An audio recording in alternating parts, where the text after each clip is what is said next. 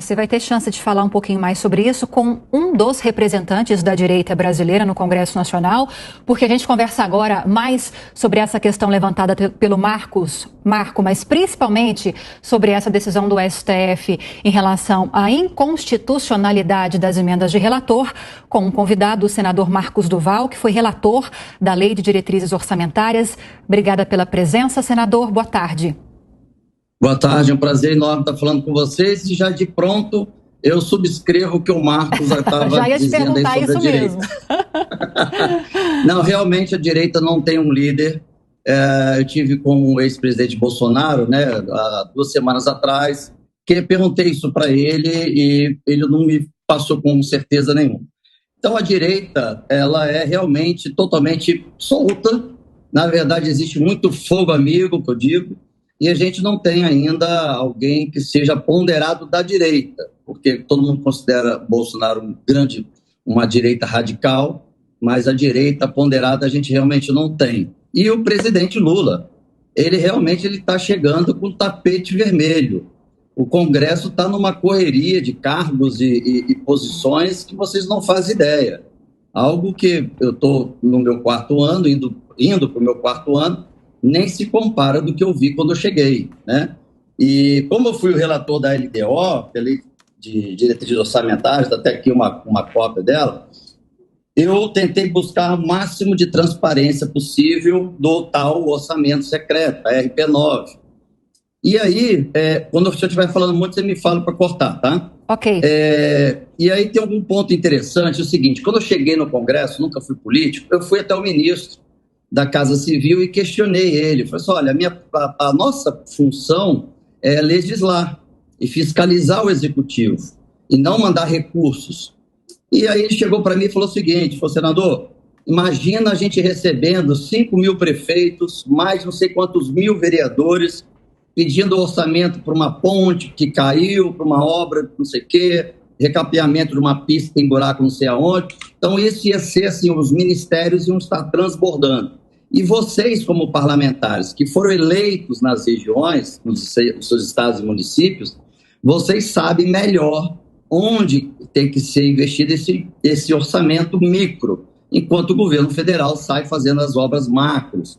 E me convenceu. E aí que eu passei o ano recebendo 90% das pessoas que eu recebia no meu gabinete, recebo no meu gabinete em Brasília, são de prefeitos e vereadores, e todos só pedindo orçamento, para que possa construir uma ponte, para que possa comprar ambulância, para que possa comprar trator para poder, não tem asfalto, para poder deixar a pista com mais facilidade, para poder escoar a produção. Aqui no estado é muito de café. E aí eu comecei a mudar realmente minha forma de pensar. E como a emenda individual e a emenda de bancada seguiu o mesmo trâmite, ou seja, foi proposto inicialmente, o governo usava isso como uma moeda de troca, depois passou então a ser uma proposta de emenda constitucional, hoje está na Constituição. Então a RP9, com toda certeza, vai também, não tenho dúvida, que o Congresso vai trabalhar para que ela entre na Constituição como é de bancada e individual. E a gente... Seria por meio da PEC da transição um caminho, senador? Olha, eu acho que pelo desenhar e pela decisão de hoje, acho que sim.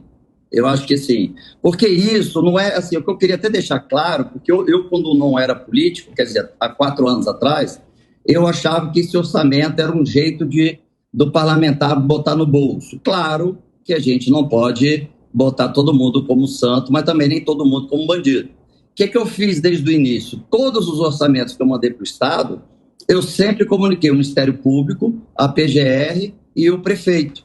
Tinha prefeitos que até dizia, olha, o senador está me denunciando ao Ministério Público e o orçamento nem chegou ainda.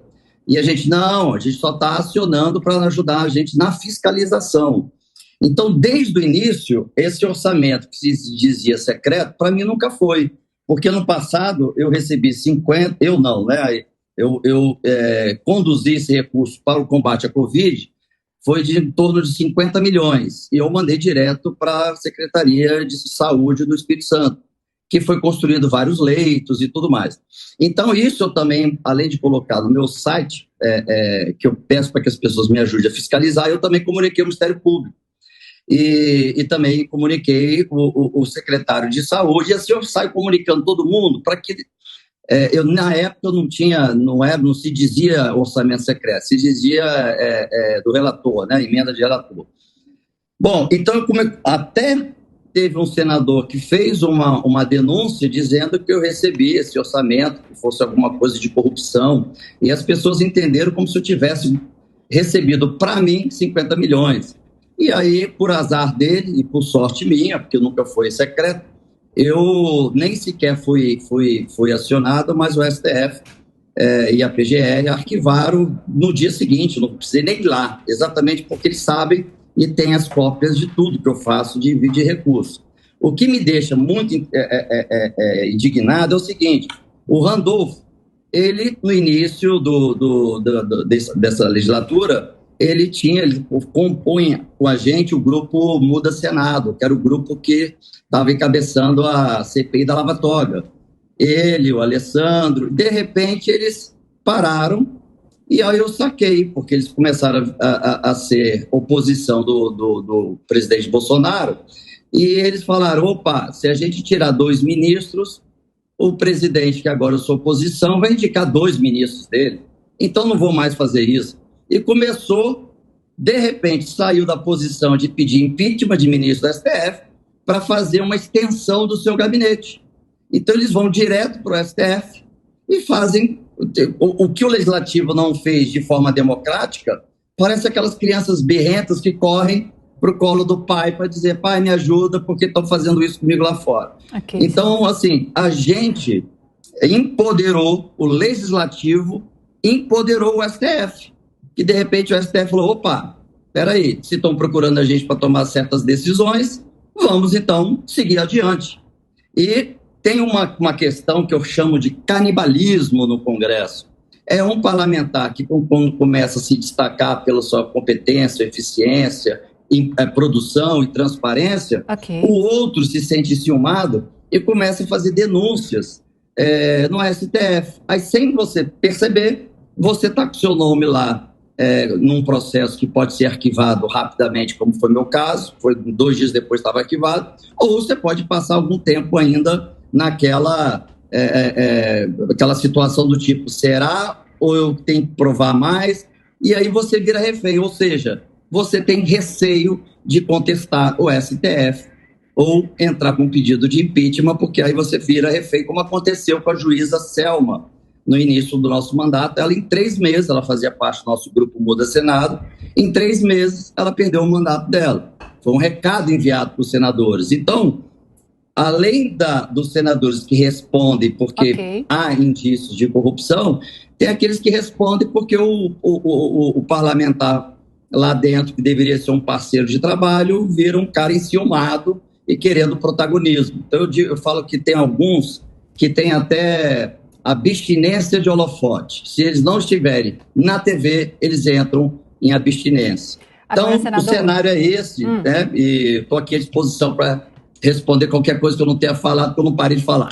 Senador, bom, há essa possibilidade, como o senhor mencionou para a gente, então, de que haja a inclusão das emendas de relatoras RP9 ou orçamento secreto por meio da PEC da transição, tornar esse mecanismo algo constitucional previsto na Constituição. Mas com base nos votos daqueles ministros que não concordaram com a inconstitucionalidade, defenderam a manutenção da constitucionalidade, ainda assim eles definiram que seria importante que houvesse mais transparência para esse mecanismo.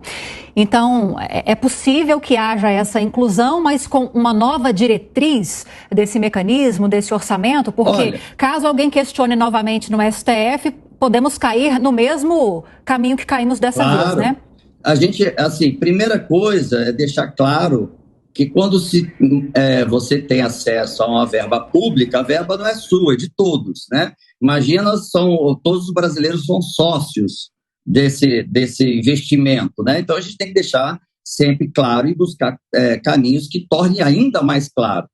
E quando eu fiz o relatório, diziam para mim que ia ser impossível eu tornar ele mais transparente. Então, eu consegui, com o nosso, na votação até do Congresso e na discussão ali da Comissão Mista de Orçamento, eu consegui incluir 2 assinaturas, que seria do relator e mais do presidente da CMO, e consegui fazer com que entrasse em outros portais de transparência, tendo o Ministério, que estaria liberando recurso, o parlamentar, que fez a ponte, e para qual o destino, né, para obra de hospitais, para como foi feito ano passado, ou para obras estruturais, escola, enfim, segurança pública. Então, isso tem que ficar claro, né? Então, nós conseguimos aprovar isso, mas a ministra, que é relatora, ela viu que 80% dos senadores seguiram um procedimento de transparência,